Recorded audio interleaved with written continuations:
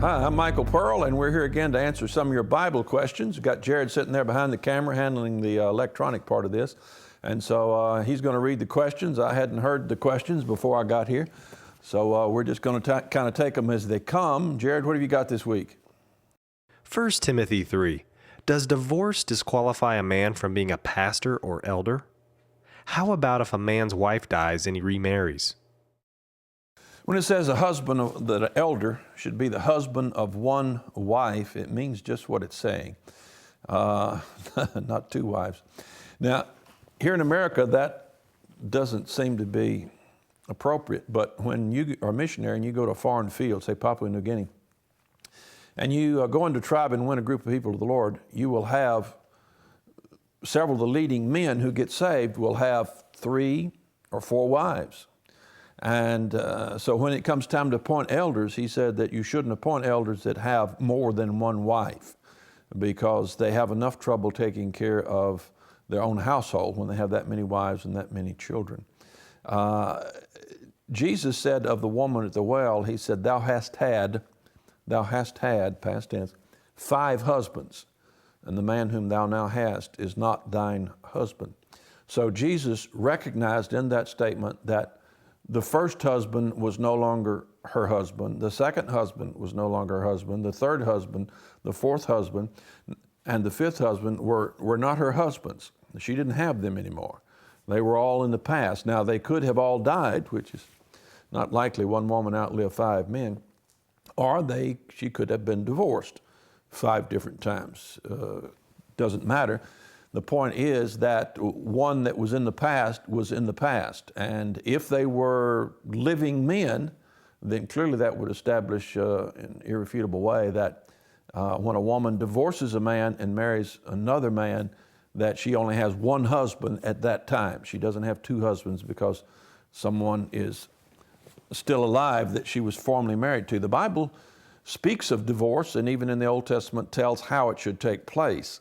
And so divorce was understood to be a complete severing of that former union, in which case they were allowed to marry again, and they were never spoken of as having 2 husbands or 2 wives following that divorce, but they just had a second husband or a second wife at that point. Now, the question is, what about elders? Should elders be divorced?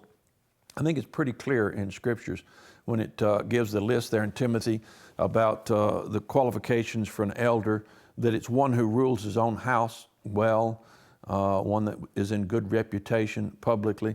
And so when a man has divorced, he's made a clear statement that he's not able to rule his own house well. So not because he's divorced, but because of what that divorce implies, his inability to maintain his home. And so, yes, I think he'd be disqualified from being an elder. Now, or being a pastor. That wouldn't disqualify him from ministering. He could go to a rescue mission and minister. He could go out on the street and preach the gospel. But don't think he should be in any influential place in the church. Certainly wouldn't want him as a Sunday school teacher of my young boys if he were a divorcee and remarried. Even if a man just was divorced, I hardly see how he would be a good example to our young people or to the church of marriage. So I don't think he'd qualify to be an elder or a pastor teacher in the church.